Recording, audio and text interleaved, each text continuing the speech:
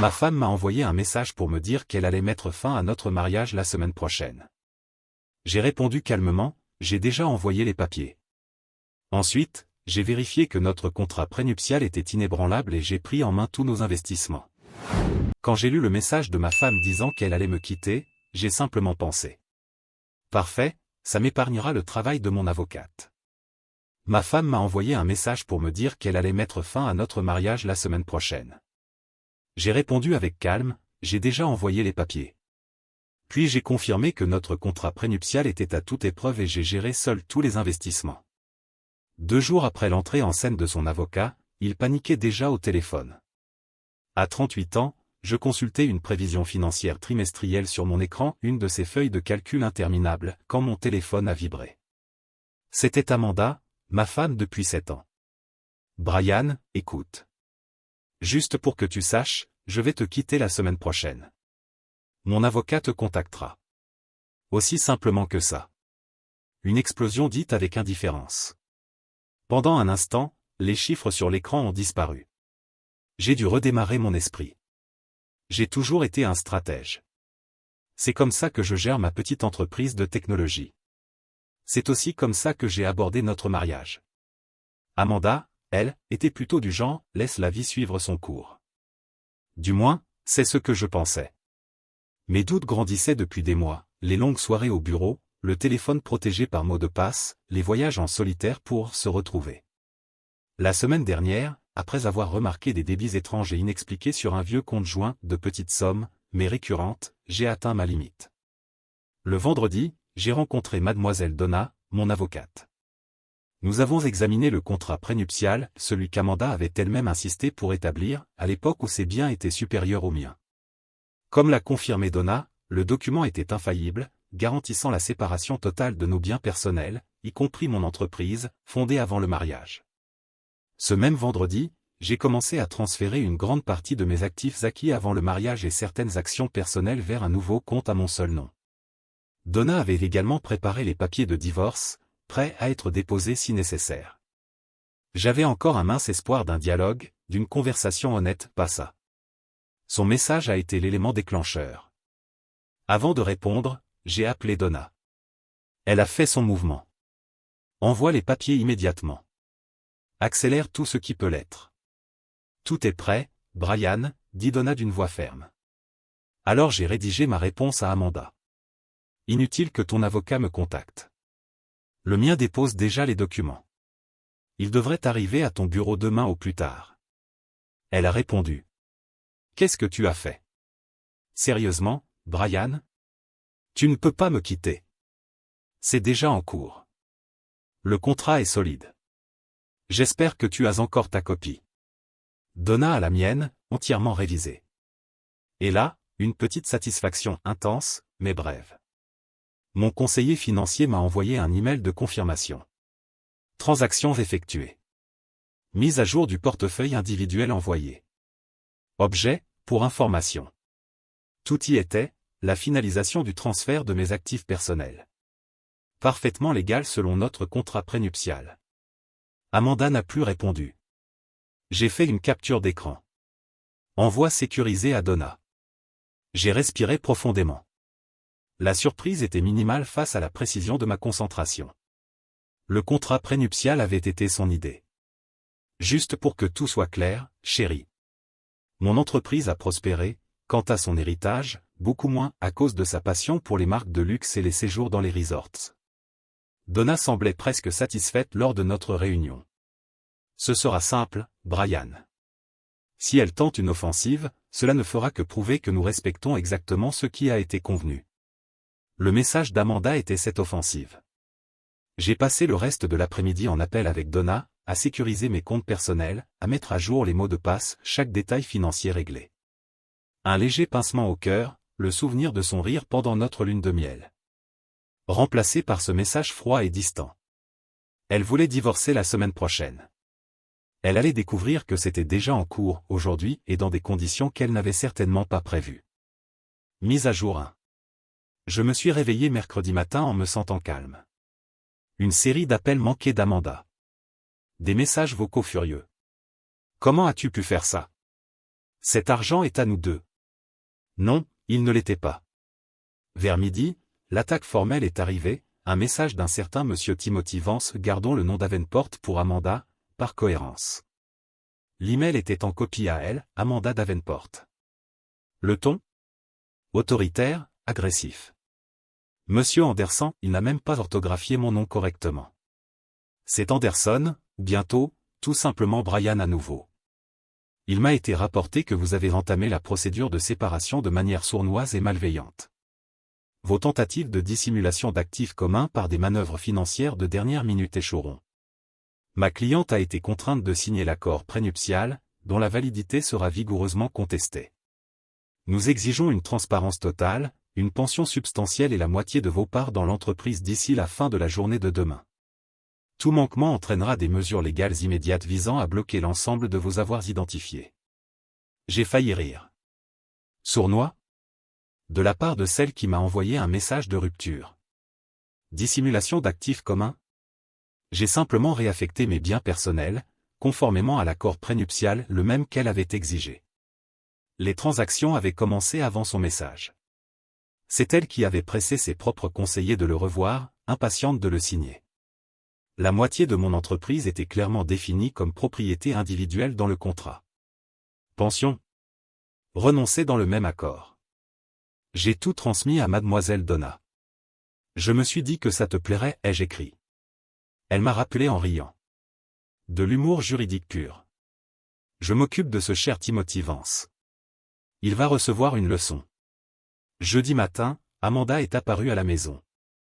J'étais en réunion virtuelle. J'ai vu son arrivée silencieuse sur les caméras. J'ai demandé une pause à l'équipe. Visite indésirable. Elle est entrée avec l'ancienne clé. Au milieu du chaos des derniers jours, changer les serrures n'était pas encore en haut de la liste, mais c'était noté. Donna avait donné priorité à la protection des biens. Brian, il faut qu'on parle. Dit-elle en entrant dans mon bureau. Amanda, je suis en réunion. Et cet endroit n'est plus un lieu où tu peux entrer sans prévenir. Mademoiselle Donna coordonnera avec ton avocat la récupération de tes affaires, sous supervision. Mon avocat dit que tu essaies de me ruiner. Cet accord n'est pas valide. Ah oui? Ai-je répondu d'un ton ferme.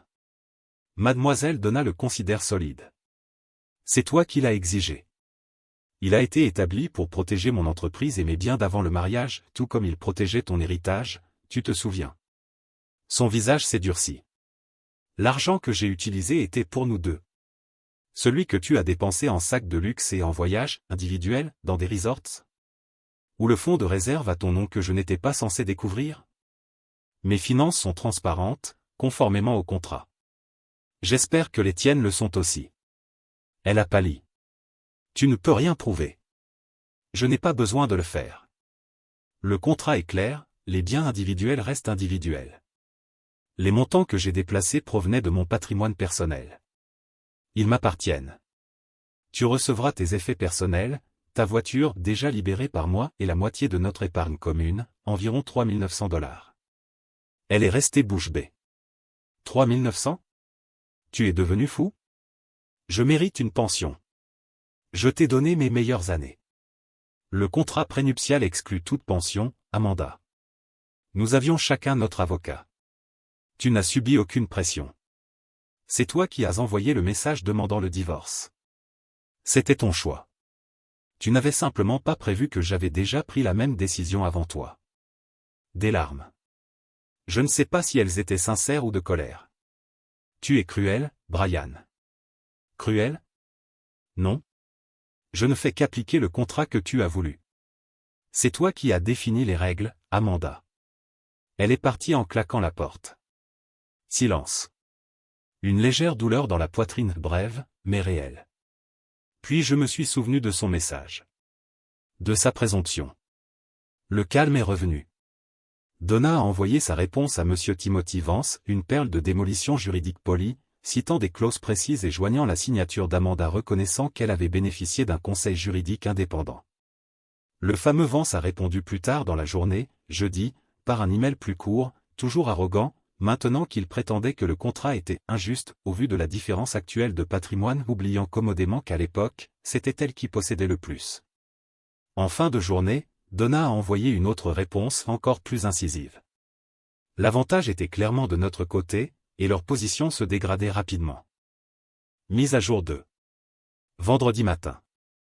Les 2 jours écoulés depuis le premier message de Monsieur Timothy Vance avaient été révélateurs. L'arrogance d'Amanda, nourrie par la fanfaronnade initiale de son avocat, se heurtait désormais à des murs solides. Jeudi, mon fournisseur de crédit m'a appelé, Amanda avait tenté de réclamer sa carte issue de l'ancien compte joint, désormais bloqué. C'est mon ex-mari rancunier qui m'a volé cet argent. Aurait-elle dit. Elle avait essayé de faire des achats importants. Tous refusés. L'équipe antifraude s'est montrée compatissante. Mon banquier m'a également contacté. Amanda avait tenté de retirer les 7 800 $ restants de notre épargne commune. L'employé a noté la tentative. Mademoiselle Donna a agi immédiatement. Amanda a provoqué un scandale à l'agence, criant que cet argent était à elle. Le nouvel argument de Vance, sans doute inspiré par les mensonges précipités d'Amanda, était que mes transferts avaient été effectués à partir de fonds conjugaux. La réponse de Donna fut instantanée. Veuillez consulter l'annexe A du contrat prénuptial signé, détaillant les biens de Brian Anderson antérieurs au mariage, ainsi que l'annexe B, relative aux biens d'Amanda Davenport. La source des fonds récemment transférés correspond à l'annexe A. Nous disposons de tous les relevés d'investissement. Il est possible que votre cliente soit dans l'erreur. L'expression « votre cliente est dans l'erreur », un classique de Donna, portait le coup fatal. Vendredi matin. Alors que je prenais mon café, le téléphone a vibré. Numéro inconnu. Message vocal. Puis une notification de Donna. Brian, le cabinet de Timothy Vance a tenté de te contacter directement. Ne réponds pas. Il vient de m'appeler. Le ton, plusieurs crans au-dessus du normal. Je crois que le café et la lecture complète des documents ont enfin produit leur effet. J'ai souri, sombrement satisfait. Il haletait. 2 jours après son implication initiale, résultat idéal. 10 minutes plus tard, j'ai appelé Donna. Alors, il a compris, n'est-ce pas? Ai-je dit. Elle a laissé échapper un petit rire. Oui, Brian. Il semble que Monsieur Timothy Vance, ou peut-être un assistant plus compétent, ait enfin compris le contrat prénuptial et les pièces jointes. Sa phrase a été délicieuse. Mademoiselle Donna, il semble qu'il y ait eu un grave malentendu dans les descriptions de ma cliente concernant la répartition des biens. On aurait dit qu'il venait d'avaler sa cravate. Donna a poursuivi. Apparemment, Amanda a oublié de lui dire tout ce à quoi elle avait renoncé ou que le profil d'investissement des actifs transférés appartenait déjà avant le mariage, avec tous les bénéfices classés comme biens personnels. Il a essayé d'argumenter que le contrat était injuste. Je lui ai rappelé qu'à l'époque de la signature, elle possédait plus que moi, et qu'elle disposait de son propre conseil juridique. Vance s'est effondré à mesure que Donna déroulait les points principaux. Puis, d'une voix douce, il a demandé si tu envisagerais de renégocier une sorte de pension, par bonté, car Amanda faisait face à des difficultés financières imprévues et à certaines attentes de style de vie. J'ai éclaté de rire. Attentes de style de vie. Après le message qu'elle m'avait envoyé, tu vois l'ironie? Bien sûr que oui. Donna a répondu que les difficultés d'Amanda étaient la conséquence directe de ses propres choix et de sa mauvaise interprétation d'un contrat qu'elle avait signé avec enthousiasme. La bonté avait cessé d'exister au moment où elle avait décidé de mettre fin au mariage par texto et de mentir ensuite. Vance a marmonné quelque chose sur le fait de réévaluer les options avec sa cliente, puis a mis fin à l'appel. Donna a conclu. Brian, Amanda n'a plus aucun avantage. Aucun. Elle a dépassé ses limites. Elle fait maintenant face exactement à ce que le contrat prénuptial prévoyait. La garde-robe de luxe, la voiture, les 3 900 $ restants. Pendant ce temps, mon nouveau compte d'investissement avait gagné 3,5% en une semaine. Une confirmation paisible et symbolique. Les 3,5% qu'Amanda ne toucherait jamais. Ce n'était pas seulement une question d'argent, mais de principe de cette illusion selon laquelle on pouvait faire exploser un mariage par message et repartir avec la moitié, en ignorant le contrat qu'elle-même avait exigé. Le téléphone a sonné de nouveau. Le bureau de Timothy Vance. J'ai laissé sonner. Je les ai laissés, Amanda et son avocat, bouillir dans le silence. Il n'était plus seulement désespéré. Il était abattu. Amanda, enfin, découvrez ce que signifient les conséquences. Mise à jour finale. 30 jours se sont écoulés depuis le fameux message. Les décombres se sont, pour la plupart, déposés en une fine couche de « Mon Dieu, qu'est-ce que j'ai fait ?» Du côté d'Amanda. D'après ce que mademoiselle Donna m'a raconté, monsieur Timothy Vance, après sa frénésie initiale, a encore tenté quelques manœuvres désespérées et pathétiques. Il y eut une note affirmant que ma séparation soudaine et insensible aurait causé un préjudice émotionnel à sa cliente, tout en ignorant commodément le fait que tout avait commencé par son propre message, froid et prémédité. Donna a clos le sujet d'une phrase magistrale. Prendre des mesures de séparation lorsqu'il existe des soupçons d'infidélité et de manipulation financière n'est pas de l'insensibilité, c'est de la prudence. Vance a ensuite suggéré que je pourrais peut-être verser une somme symbolique pour éviter l'inconfort d'un litige prolongé. Ma réponse, transmise par Donna, fut simple. Le contrat prénuptial et le paiement. Aucune autre négociation. Amanda, apparemment, n'a pas accepté cela avec sérénité. J'ai reçu plusieurs messages vocaux, d'abord émus, puis furieux, et enfin suppliants. « Brian, s'il te plaît, on peut arranger ça. J'ai eu tort. Tu es cruel, tu veux me laisser sans rien. D'accord, je comprends le contrat, mais tu pourrais offrir quelque chose de plus pour nos années ensemble. Je ne sais pas comment je vais faire. » Pour nos années ensemble, elle voulait dire ces mêmes années où elle préparait sa séparation surprise? Et sans rien n'était une exagération. Elle a gardé sa voiture, un SUV récent, entièrement payé. Ses effets personnels, comprenant une quantité absurde de vêtements de luxe, de sacs et de chaussures hors de prix. Et ses $3 900 du compte commun. Mais le vrai coup, je crois, fut l'entreprise. Elle pensait sincèrement, malgré le contrat stipulant noir sur blanc qu'elle était ma propriété individuelle, qu'elle avait droit à une part importante pour m'avoir soutenu émotionnellement.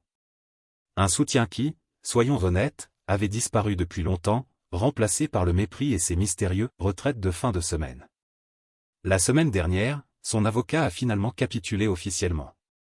Ils ont signé l'accord de séparation, qui, sans surprise, reflétait exactement les termes du contrat prénuptial. Pas de pension, pas de part dans l'entreprise, aucun accès à mes transferts ni à mes biens d'avant-mariage. J'ai appris par une connaissance commune, aujourd'hui plutôt ma connaissance, qu'Amanda avait dû emménager chez son frère. Son fameux compte de femme indépendante, où elle épargnait, n'était pas aussi garni qu'elle le croyait. Ou peut-être avait-il déjà servi à financer le plan qu'elle mijotait en secret. Quant à l'héritage de ses grands-parents, il comportait des clauses restrictives et son accès à l'argent a été encore limité quand ses parents ont découvert les détails de la séparation. Des gens traditionnels, attachés à la loyauté et aux conséquences. Ils n'ont pas du tout apprécié le comportement de leur fille. J'ai entendu dire qu'elle avait fait une crise quand elle a compris que son train de vie allait s'effondrer. Plus de salons de beauté réguliers, plus d'achats impulsifs, plus de dîners dans les restaurants à la mode, des luxes qu'elle ne pouvait plus se permettre avec son seul salaire, désormais réduit sans ma contribution. Il y eut une dernière tentative pathétique d'appel émotionnel. Il y a quelques jours, elle m'a envoyé un message. « Brian, je traverse vraiment une période difficile. Je risque de perdre mon appartement. Je ne sais plus quoi faire. » Je n'ai pas répondu.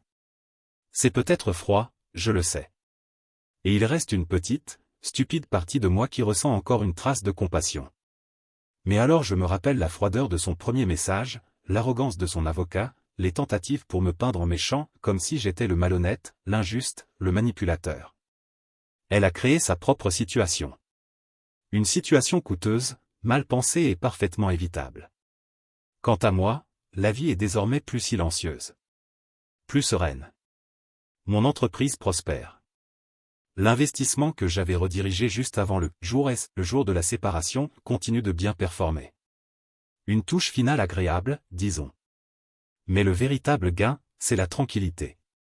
Peu à peu, je transforme la maison à nouveau en mon foyer.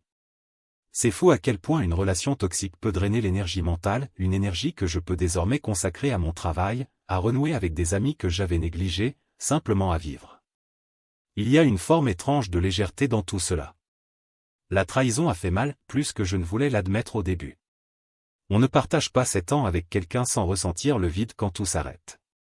Mais la manière froide et calculée dont elle a mis fin à notre mariage, a scellé la blessure plus vite que n'importe quelle thérapie.